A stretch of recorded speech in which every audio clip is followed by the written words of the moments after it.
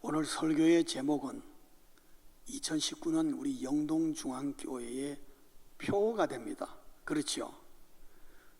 제가 마음 같아서는 신년 벽두에 이 말씀을 드려야만이 맞는 건데 제가 할 만한 그런 상황이 안 되어서 미루었다가 원래는 지난주에 하려고 했습니다. 딱 반년 지났기 때문에. 근데 지난주가 제가 맥주 감사주일인 줄 저도 몰랐습니다.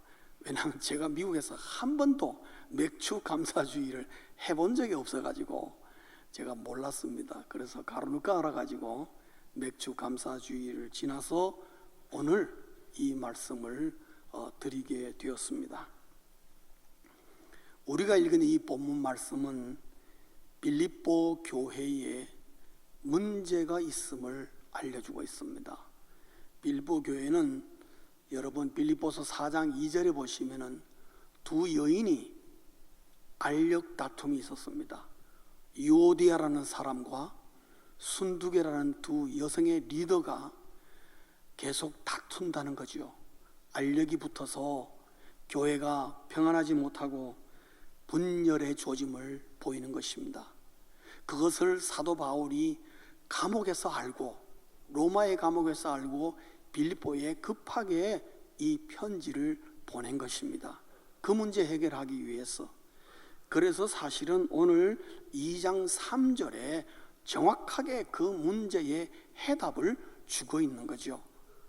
그리고 오늘 본문 앞에 있는 2장 3절을 먼저 우리 한번 보시겠습니다. 우리 스크린을 보고 다 함께 한번 읽겠습니다. 시작. 아무 일이든지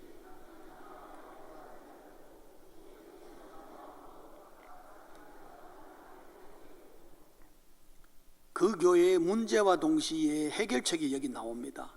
그 교회의 문제는 뭡니까? 다툼이 있다 이거죠. 교회 안에 다툼이. 그리고 허영으로 한다. 여기 허영이란 말은요, 자기 영광, 좀 더 다른 말로 하면 자기 욕심으로 교회 사역을 한다 이 말씀이죠. 그러지 말라는 것이죠.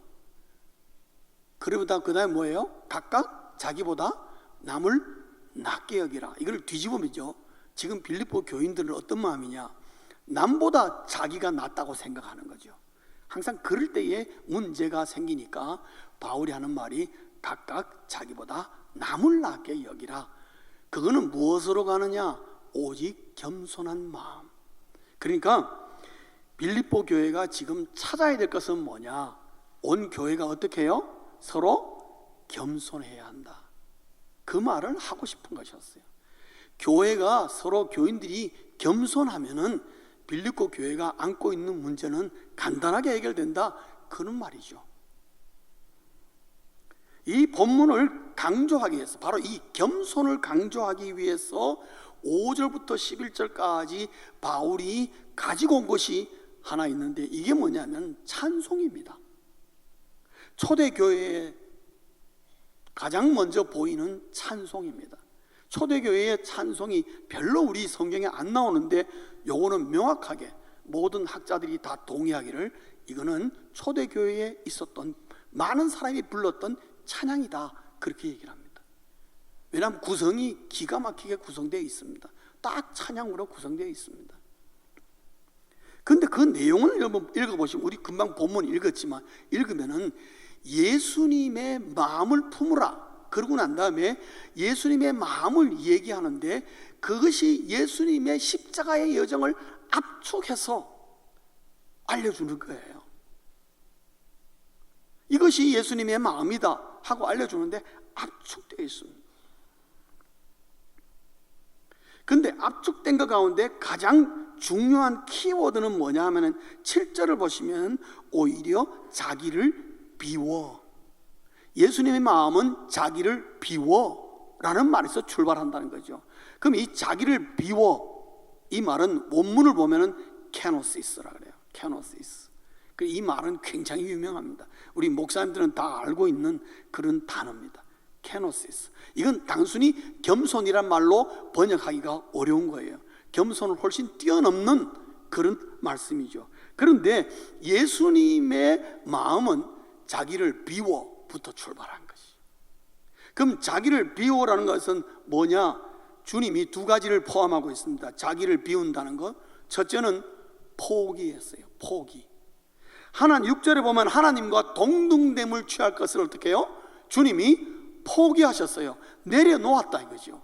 내려놓았다, 비웠다 이겁니다. 그런 마음을 버렸다는 거죠. 이거는 주님이 마땅히 누릴 수 있는 권리를 포기했다는 거죠. 내가 누릴 수 있는 권리를 내려놓았다는 겁니다. 그 다음에 또 하나는 7절과 8절에 보면은 희생을 얘기합니다. 이 자기를 비움 속에는 철저한 이타주의를 위해서 선택되어 나갔다는 거죠. 하나님이신 예수께서 인간이 되셨다. 엄청난 이게 하강 현상이 일어나죠.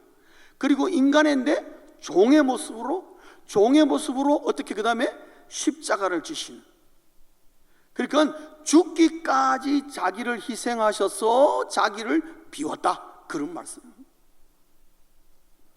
그래서 이 케노시스, 자기를 비움의 그 결과가 뭐냐? 십자가다, 그 얘기죠. 십자가다. 그 예수님의 십자가는 뭐냐? 여러 가지 상징이 있지만 또 하나는 예수님의 겸손의 상징이다.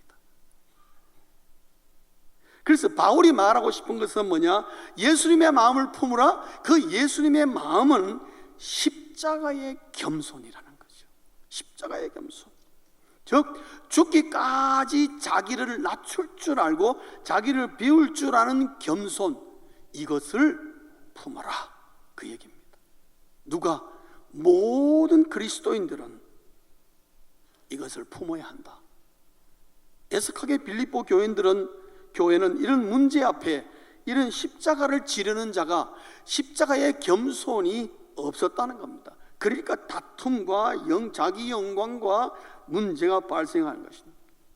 정말 애석한 것은 주님이 세운 교회인데 주님의 마음을 못 가지고 있다는 거죠. 사랑하는 성도님 여러분, 우리 영동중앙교회는 어떻습니까? 영동중앙교회는 주님이 세운 교회 맞습니까? 혹시 백 목사님이 세웠는데요, 그런 생각 가진 분 계세요? 맞아요. 그러나 그것보다 우선하는 것은 뭐예요? 주님이 이 교회를 세우셨습니다. 그러려면 우리 영동중앙교회의 모든 교인들의 마음은 예수님의 마음을 품고 있어야 되는 것이죠. 그렇죠. 예수님의 마음은 십자가의 겸손입니다. 성도님 여러분, 이 마음을 품고 계십니까? 왜 따근하게 대답을 안 하세요? 이 마음을 품고 계십니까?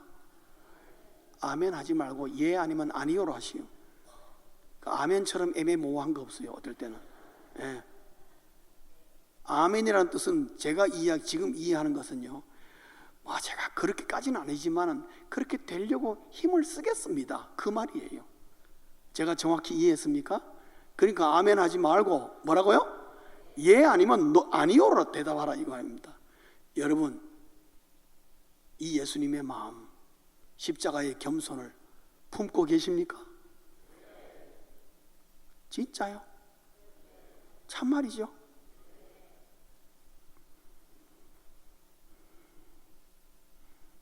여러분, 대체적으로 목사 앞에서 뻥을 좀 치시는 것 같은데요.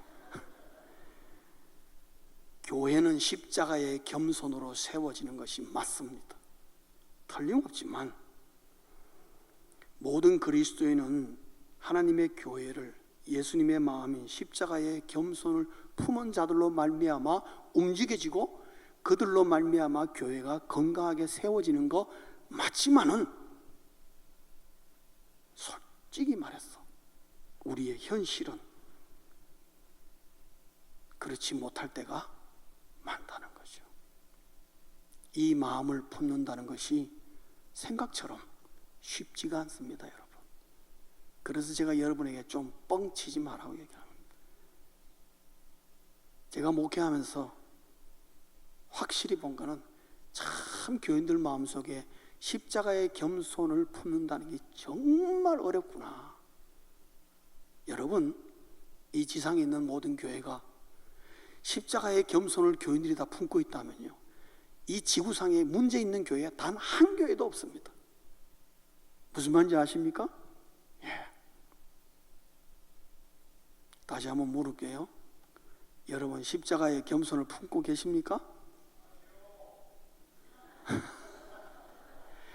그렇다고 하여 그렇게 노골적으로 얘기하면 어떡해요? 여러분, 이것이 불가능하다는 말이 아니에요. 솔직히 우리가 생각보다 어렵습니다. 저는 그 부분을 인정합니다. 왜 그런 줄 아십니까? 이거 우리 모르는 사람 없어요.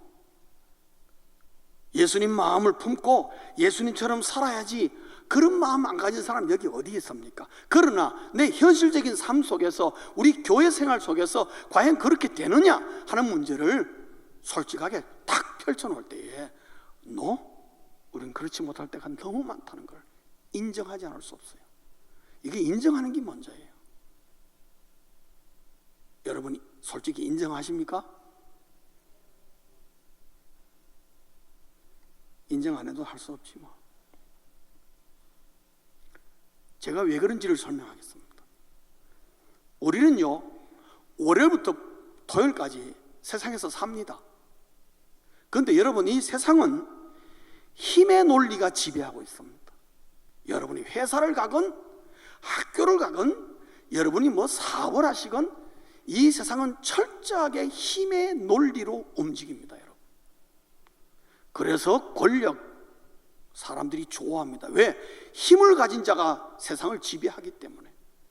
요즘 우리 대한민국하고 일본이 지금 한판 붙었죠? 반도체 때문에. 저기에는 뭐가 있습니까? 철저하게 힘의 논리입니다. 한번 해보자 이거지. 여러분, 미국하고 중국이 무역전쟁 붙었지 않습니까? 그것도 뭡니까?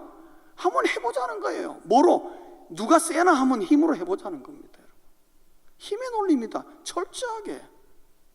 북한과 남한 관계도 여러분 힘의 논리입니다. 북한이 왜 핵무기를 못 버립니까? 왜? 그게 있어야 힘이 있으니까 남한을 누를 수가 있고 적화 통일이 가능하니까 절대로 포기 못하는 거지요. 힘의 논리입니다, 이 세상은. 직장도 마찬가지입니다. 여러분의 사업도 마찬가지입니다. 이 땅에는 모든 삶의 현장은 내가 남을 이겨야 되고, 남보다 내가 앞서야 하고, 남보다 뛰어나야 살아남는 세상에서 우리가 살고 있는 겁니다. 치열한 경쟁을 다 싫어하지만 피할 수 없는 경쟁은 여기서 일어나는 거예요. 어릴 때부터 우리 아이들이 학교에서부터 뭐를 배우느냐? 세상에서 무조건 이겨야 한다는 그 생존의 자존심을 교육받고 크는 겁니다. 그게 우리가 굉장히 익숙해 있습니다. 의식하지 않을 상태에서도 너무너무 익숙합니다. 그 익숙한 상태에서 교회 안에 들어왔단 말이에요. 그러면 교회 안에 들어왔을 때에 이 교회를 무슨 논리로 자꾸 하려고 하겠습니까? 그게 익숙한 사람은 교회를 힘의 논리로 움직이려고 하는 경향이 강한 것입니다. 그래서 문제가 발생합니다.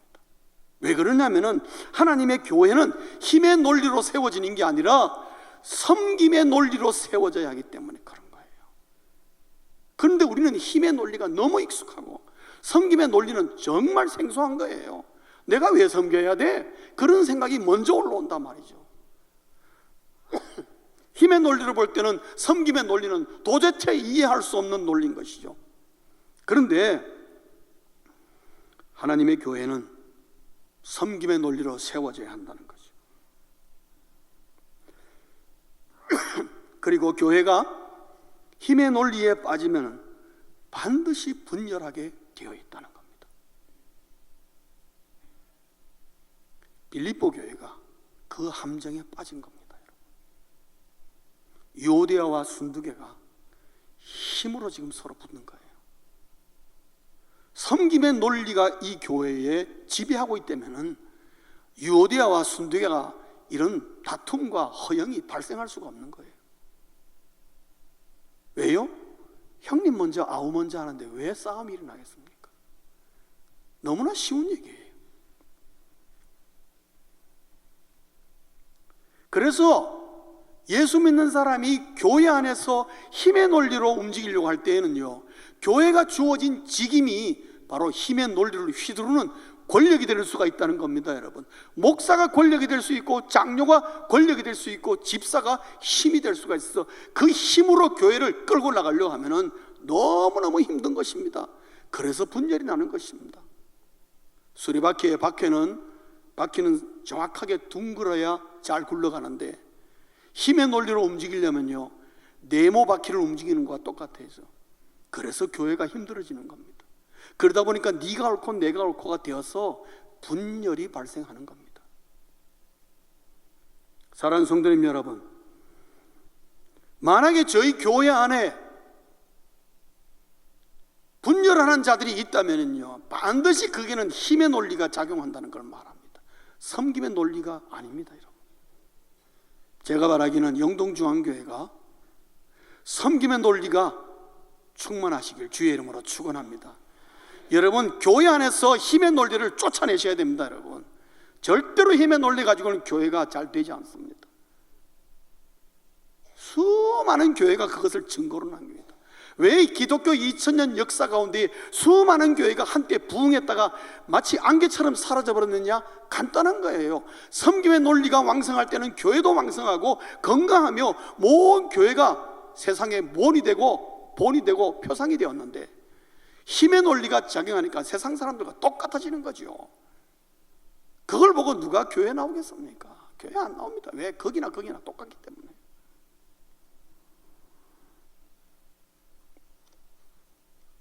사랑하는 성도님 여러분, 행야로드 여러분 가운데의 교회를 힘의 논리로 움직일 자가 있다면 오늘 이 시간부로 여러분의 그 인식을 그 논리를 전환시키셔야 됩니다.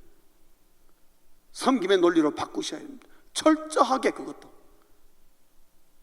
근데 그 섬김의 논리가 어디서부터 시작되느냐? 십자가의 겸손을 품은 자라야 그것이 되는 거예요. 안 되는 거예요, 그게 없으면. 죽기까지 내가 낮아져야 되겠다는 그 마음이 없으면은 섬김의 논리가 교회 안에서 움직일 수가 없는 거예요. 그래서 바울이 이 마음을 품으라 그러는 겁니다. 그러면 목사님, 내 마음대로 안 되는데 어떻게 하면 논리의 전환이 일어날 수 있겠습니까? 나도 모르게 힘의 논리가 자꾸 움직이는데 이걸 어떻게 하면 섬김의 논리로 내가 이렇게 완전한 전환이 이루어지겠습니까? 빌립보 교회가 그게 잘 안 됐거든요. 그래서 문제가 끊어지지 않는 거예요. 그래서 사도 바울이 빌립보서 2장 1절에 이 말을 해주고 있는 것입니다. 2장 1절 한번 보시겠습니다. 여러분 다 같이 하나님성으로 스크린을 보면서 읽겠습니다. 시작.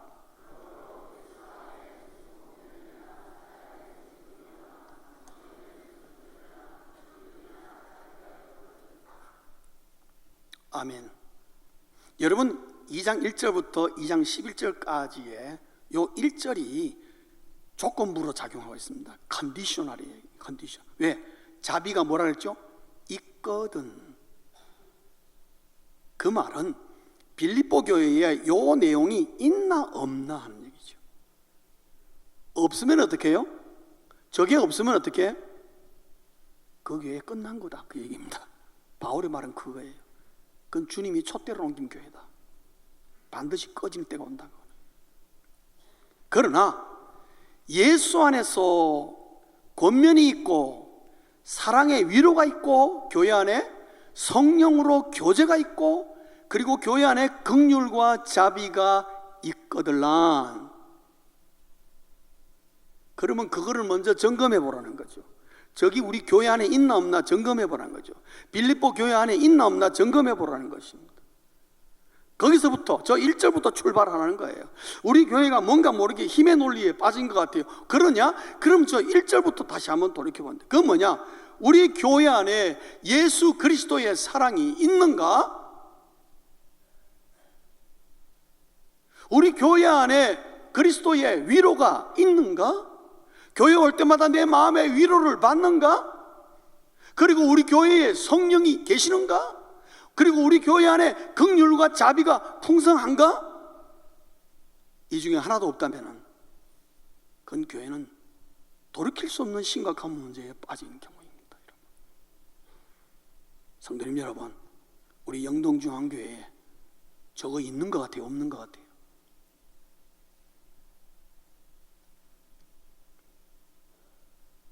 여러분, 돌이켜보시기 바랍니다. 우리 교회가 저거 교회의 필수 요소인데 저게 없다면은 우리 교회는 비상 걸린 겁니다, 여러분. 그리고 반드시 우리 교회는 뭔가 분열이 있다는 걸 증명하는 것입니다. 무슨 말인지 아시겠습니까? 그리고 영동중앙교회는 힘의 논리가 움직인다는 것을 말하고 있습니다. 여러분, 이거 물리치시길 주의 이름으로 축원합니다. 교회를 살리고 싶습니까? 교회를 새롭게 하기를 원하십니까? 교회가 정말 새롭게 부흥되기를 원하십니까? 저기서 출발해야 됩니다. 저기서 출발해. 빌립보 교회의 방향 제시가 저기서 나옵니다.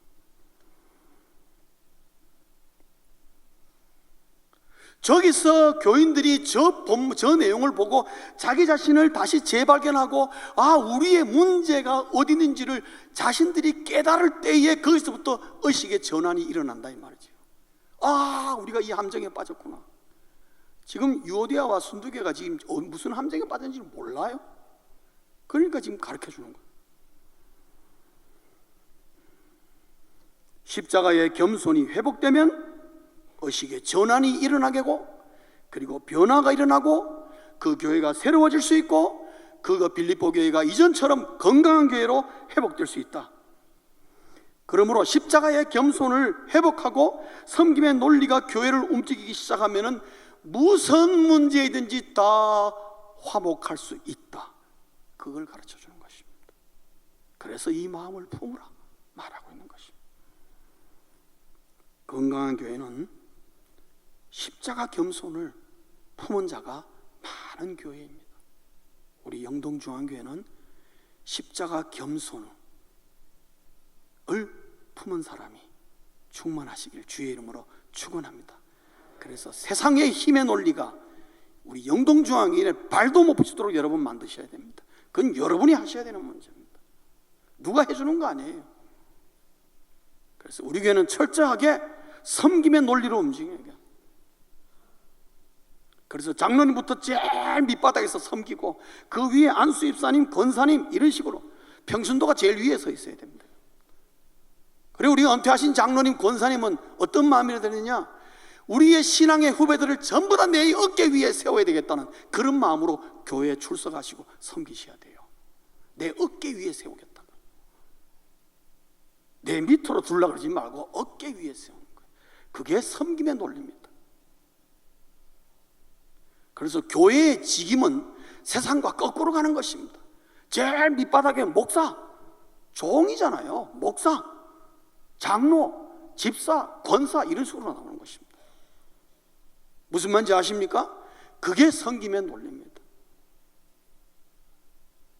감사하게도 우리 대한민국에 있는 교회들 가운데 이런 거를 제대로 잘 시행하는 교회들이 있습니다. 많지는 않지만 그런 교회가 지금도 칭찬받고 있습니다.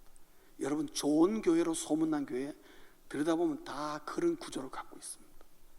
목사님이 가르쳐가지고 그런 식으로.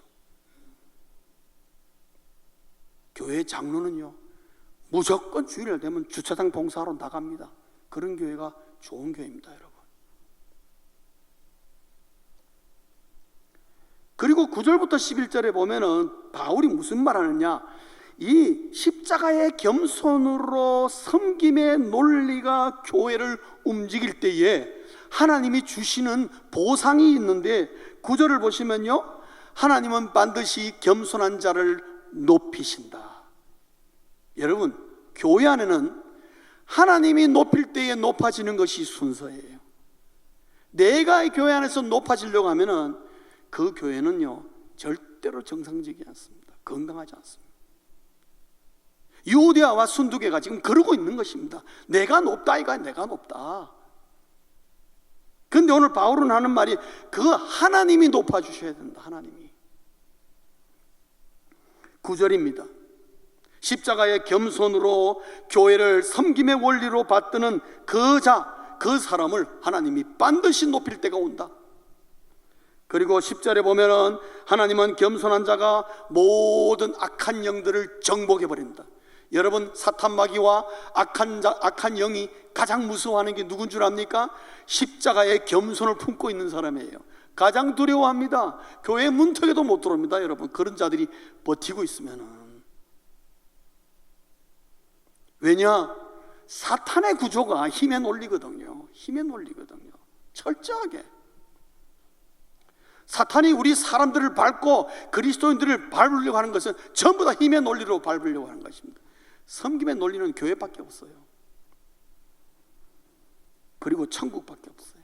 11절에 보시면은요, 겸손한 자가 하나님께 영광을 돌리게 된다. 오늘 9절과 11절은 예수님에 대한 보상을 얘기하고 있는데, 예수님의 이 보상은 우리에게도 동일하게 주어질 수 있는 것입니다. 바울이 그래서 소개하는 것입니다. 말씀을 맺습니다. 그리스도인은 항상 십자가의 겸손을 품고 있어야 됩니다. 그렇게 되시길 주의 이름으로 축원합니다.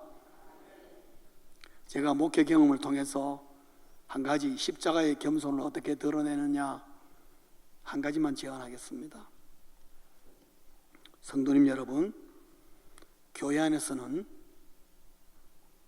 져주는 자가 이기는 자입니다. 그게 십자가의 겸손입니다. 져주는 자가 뭐라고요? 이기는 자입니다. 우기는 자가 이기는 게 아니고요, 져주는 자가 이깁니다. 말씀에서 벗어나지 않는 한 서로 져준다 이거예요. 이 져준다는 말은요, 그럼 네 마음대로 알아서 하세요, 내버려도 우리 모두 다 열중시하고 있다는 그런 말이 아닙니다. 여기서 져준다는 것은 십자가의 겸손의 하나의 표현인데, 당신 뜻대로 하라고 하되 당신 안대로 하시오. 그리고 우리가 최대한 밀고 내가 적극적으로 참여해 줄게. 끝까지 보는 것입니다. 여러분, 제 아들이 한 번은 문제를 가지고 저랑 의논을 하다가 제가 아들에게 그랬거든요. 야, 그 문제는 이렇게 해야 이건 해결될 거야. 그러니까 제 아들하는 말이 아니라는 거예요. 저렇게 해야 된다는 거예요. 그래서 네 지금 우기는 거니까, 아니야 아빠 그렇게 해야 돼. 그러면서 제보고 막 그러더라고요. 그래서 제가 그래, 그럼 네가 원하는 대로 해라. 내가 기도해 줄게. 잘 됐으면 좋겠네. 해봐라. 그래서 제 아들이 지 원하는 대로 했어요. 한참 있다 제한테 딱 돌아와서 하는 말이, 아빠 말이 맞네. 그러는 거예요. 제가 져줬어요. 아버지고 뭐 누를 수 있지만 져줬어요. 근데 여러분, 누가 이겼죠? 제가 이겼어요. 결국. 왜? 결국 삥 돌아와서 자기 자리에 와서 내 하라는 대로 결국 할 수밖에 없는 거예요. 여러분, 교회는 그렇게 하셔야 돼요. 누가 하겠다고 막 우기는 거 막지 마세요. 그렇게 하시라 그러고 다 지원해 드려요. 그러면 그분은 신나게 열심히 하겠죠. 잘못된 줄 알지만 그래도 계속 밀어주는 겁니다. 교회에서 하라고, 열심히 하라고. 그러면 어떻게 되죠? 잘못된 것은 반드시 일정 시간 지나면 자기가 자기 힘으로 꼬꾸라집니다. 그래야 사람은 깨닫습니다. 내 생각이 잘못됐구나. 여러분, 그때 설명해 주면 돼요. 집사님이 하는 말은 결국 힘의 논리로 하는 말이에요. 우리는 섬김의 논리로 합시다. 교회니까 십자가의 겸손을 하자고. 그러면 교회가 문제가 발생 안 해요. 근데 우기는 거를 막 미리 눌러가지고 뭐 목사가 말하는데 뭐 당신이 뭔데 막 이렇게 눌러버리면요, 반드시 힘의 논리가 움직이기 시작하면 교회는 분열된다고 얘기했잖아요. 사랑하는 성도님 여러분, 평안할 때 서로 져주는 연습을 하십시오. 가정에서도 남편이 아내에게 지고 아내가 남편에게 져주고 필요에 따라서는 자녀에게도 져주고 져주는 연습을 하셔야 돼요. 왜? 갑자기 지려면 안 져줘요. 내 자존심이 허락하진 않아. 근데 자꾸 연습해야 돼. 그리고 교회에서도 어떻게 해요? 져주는 연습을 하는 거예요. 형님 먼저, 그렇게 때에 따라서는 아우 먼저, 그러냐 해보라고. 내 마음속에는 전혀 그게 와닿지는 않지만 하시라고. 여러분, 그래 할 수 있겠습니까? 하든 말든 뭐 저는 할 말 합니다. 여러분 기억하십시오. 예수 이름으로 져주는 자가 겸손한 자인 것입니다. 그걸 기억하십시오. 교회는 그렇게 세워지고, 그런 교회가 건강한 교회가 되고, 그런 교회가 부흥하고, 그런 교회가 새로워지고, 그런 교회에 하나님의 역사가 많이 일어나는 것입니다. 그렇게 되시길 주의 이름으로 축원합니다. 기도하시겠습니다.